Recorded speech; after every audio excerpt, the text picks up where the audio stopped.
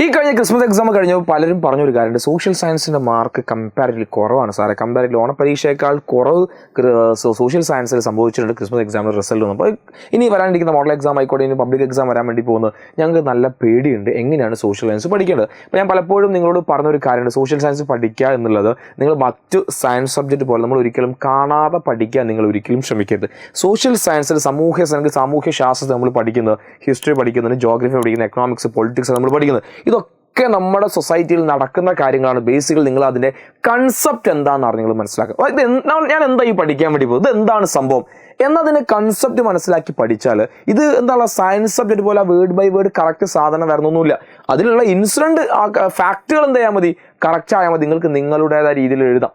അപ്പോൾ social science ഇനി നിങ്ങൾ അങ്ങോട്ട് പഠിക്കണം. ഞാൻ പറയാൻ വേണ്ടി പോകുന്ന ഈ 3 രീതി, ഈ ഞാൻ ഡിസ്കസ് ചെയ്യാൻ വേണ്ടി പോകുന്ന ആ 3 രീതിയിൽ നിങ്ങൾ എന്ത് ചെയ്യണം, ഇനി അങ്ങോട്ട് സോഷ്യൽ സയൻസ് പഠിക്കാൻ വേണ്ടി നിങ്ങൾ ഫോളോ ചെയ്യണം. ഞാൻ ഇനി പറയുമ്പോൾ ആ 3 രീതികൾ നിങ്ങൾ ഫോളോ ചെയ്ത് പഠിക്കുകയാണെങ്കിൽ നല്ലൊരു റിസൾട്ട് വരാനിരിക്കുന്ന മോഡൽ എക്സാമിന് നിങ്ങൾക്ക് എന്ത് ചെയ്യാൻ സാധിക്കും, കാണാൻ വേണ്ടി സാധിക്കും. നമ്പർ 1, നിങ്ങൾ ടെക്സ്റ്റ് ബുക്ക് വെച്ച് പഠിക്കുമ്പോൾ നമ്മളെ പ്രധാനപ്പെട്ട ഭാഗങ്ങൾ നിങ്ങൾ മാർക്ക് ചെയ്ത് പഠിക്കുക. അപ്പോൾ നിങ്ങൾ ഈ പറയുന്നത് ഞങ്ങൾ ഇങ്ങനെ തന്നെയാണ് നിങ്ങൾ സാറെ പഠിക്കുന്നത്, എനിക്കറിയാം. നിങ്ങളുടെയൊക്കെ ടെക്സ്റ്റ് ബുക്ക് നോക്കി കഴിഞ്ഞാൽ ഫുള്ള് വരിക, ഇതിൽ ഏതാ ഇമ്പോർട്ടൻസ് ഏതാണ് വേണ്ടാന്ന് നമുക്ക് അങ്ങനെയല്ല. നമുക്കിപ്പോൾ ഈ ഒരു പാരഗ്രാഫിൽ ഏറ്റവും ഇമ്പോർട്ടൻ്റ് ആയ കാര്യം എന്ത്, ഇത് എന്തിനാ ആരെങ്കിലും ബോധിപ്പിക്കാൻ, നമുക്ക് ബോധ്യപ്പെടുത്താനാണ്. അപ്പോൾ ഞാനത് എമർജൻസി നമ്മുടെ 8ാമത്തെ ചാപ്റ്ററിലെ പിന്നെ ഹിസ്റ്ററിയിലെ 8ാമത്തെ ചാപ്റ്ററിൻ്റെ ചെറിയൊരു പോർഷൻ ഞാൻ അവിടെ 10ാം ക്ലാസ്സിൻ്റെ ഹിസ്റ്ററിയുടെ ചെറിയൊരു പോർഷൻ അവിടെ കൊടുത്തു. ഫോർ എക്സാമ്പിൾ നോക്കുകയാണെങ്കിൽ ഇവിടെ ഏറ്റവും പ്രധാനപ്പെട്ട എമർജൻസി അടിയന്തരാവസ്ഥ പ്രഖ്യാപിച്ച എന്ന ഡേറ്റ് നമുക്കറിയാം, അതാ ജൂൺ 25, 1975. എന്താണ് അടിയന്തരാവസ്ഥയുടെ ഭാഗമായി സംഭവിച്ചത്?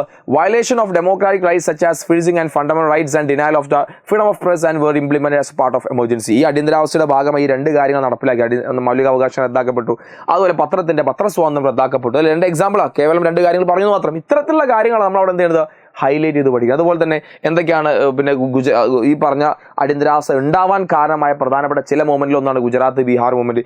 ഇങ്ങനത്തെ പ്രധാനപ്പെട്ട കാര്യങ്ങളാണ് നമ്മൾ മാർക്ക് ചെയ്ത്, എല്ലാ ടെക്സ്റ്റ് ബുക്ക് മൊത്തം നിങ്ങൾ മാർക്ക് ചെയ്ത് വെച്ചുകൊണ്ട് കാര്യമില്ല. അപ്പോൾ ഇതിൽ ഏതാണ് ഇമ്പോർട്ടൻ്റ് എന്ന കാര്യം മനസ്സിലാക്കാൻ നിങ്ങൾക്ക് കഴിയണം. ഇന്ന് ചെയ്ത നിങ്ങൾ ചെയ്യുന്ന പരിപാടി ഞാൻ എപ്പോഴും പറഞ്ഞതാണ്, ഷോർട്ട് നോട്ട് തയ്യാറാക്കുക. കറക്റ്റ് നിങ്ങളൊരു പേപ്പർ എടുക്കുക, ചെറിയ പേപ്പർ എടുത്താൽ മതി. നമുക്ക് ഞാൻ അടിയന്തരാവസ്ഥയുമായി ബന്ധപ്പെട്ട് നിങ്ങൾക്ക് എളുപ്പത്തിൽ ഒരു ടോപ്പിക് വെച്ച് സ്പെസിഫൈ ചെയ്ത് പറഞ്ഞുതരാൻ ഞാൻ അങ്ങനെ ചെയ്ത്. അപ്പോൾ അടിയന്തരാവസ്ഥയും എമർജൻസിയുമായി ബന്ധപ്പെട്ട കാര്യം, അപ്പോൾ ഇമ്പോർട്ടൻ്റ് കാര്യം. ഇപ്പോൾ ഞാനിവിടെ എഴുതി വെച്ച് കാണുന്നില്ല വിചാരിക്കുന്നെങ്കിൽ നിങ്ങൾ എന്ത് ചെയ്യുക, ജസ്റ്റ് സൂം ചെയ്യുക. അപ്പോൾ നിങ്ങൾക്ക് 1975 ജൂൺ 25 ഡേറ്റ് പഠിച്ചു. ഇനി കാരണം എന്താണ്, ഗുജറാത്ത് ബീഹാർ പ്രക്ഷോഭത്തിൻ്റെ കാരണമാണ്. മൊറാർജി ദേശായി, ജയപ്രകാശ് നാരായൺ പ്രധാന ലീഡേഴ്സാണ്.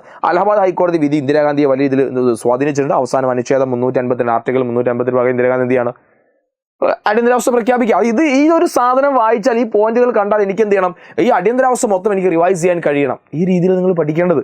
അല്ല ടെക്സ്റ്റ് ബുക്ക് മുന്നിലുണ്ട് എന്ന് വിചാരിച്ച് അങ്ങനെ പഠിക്കാം ഇങ്ങനെ പഠിക്കാം എന്ന് പറഞ്ഞുകൊണ്ട് നമുക്ക് പ്രത്യേകിച്ച് എന്ത് ലഭിക്കാൻ പോകുന്നില്ല, ഒരു ഗുണം അവിടെ ലഭിക്കാൻ വേണ്ടി പോകുന്നില്ല. അതുപോലെ തന്നെ 1977-79 ജനതാ ഗവൺമെന്റിന്റെ ഭരണകാലമായിരുന്നു അല്ലേ. അങ്ങനെയാണ് മൊറാർജി ദേശായി പിന്നെ പ്രധാനമന്ത്രിയൊക്കെ ആവുന്നത് അല്ലേ. ഇങ്ങനെ നമുക്ക് മനസ്സിലാവുന്ന രീതിയിൽ നമ്മുടെ ചെറിയ ഷോർട്ട് പോയിന്റ് ആക്കി നമ്മൾ എഴുതി വെക്കുന്നത്. ഞാനൊരു എക്സാമ്പിളും കാണിച്ചു തന്നാൽ നിങ്ങൾ ഇനി പഠിക്കാൻ വേണ്ടി വന്ന കാര്യങ്ങളൊക്കെ ഈ രീതിയിൽ എഴുതണം. അല്ലാതെ ടെക്സ്റ്റ് ബുക്ക് ഇനി ഷോർട്ട് നോട്ട് ഉണ്ടാക്കുക എന്ന് പറഞ്ഞാൽ ടെക്സ്റ്റ് ബുക്കിൽ എല്ലാ പോയിന്റ് എഴുതി വെക്കണം. വേണ്ട, ഇത്രയും ഭാഗത്ത് ഞാൻ ആകെ എഴുതി വെച്ചാൽ 1, 2, 3, 4 പോയിന്റാണ് ഞാൻ ആകെ എഴുതി വെച്ച്. ഈ രീതിയിലാണ് നമ്മൾ ഷോർട്ട് നോട്ട് ഉണ്ടാക്കി പഠിക്കുക എന്നല്ലാതെ ടെക്സ്റ്റ് ബുക്ക് മൊത്തം എന്തല്ല ചെറിയൊരു പേജിലേക്ക് ചെറുതാക്കി എഴുതുന്നതിനല്ല നമ്മൾ ഷോർട്ട് നോട്ട് എന്ന് വിളിക്കുക.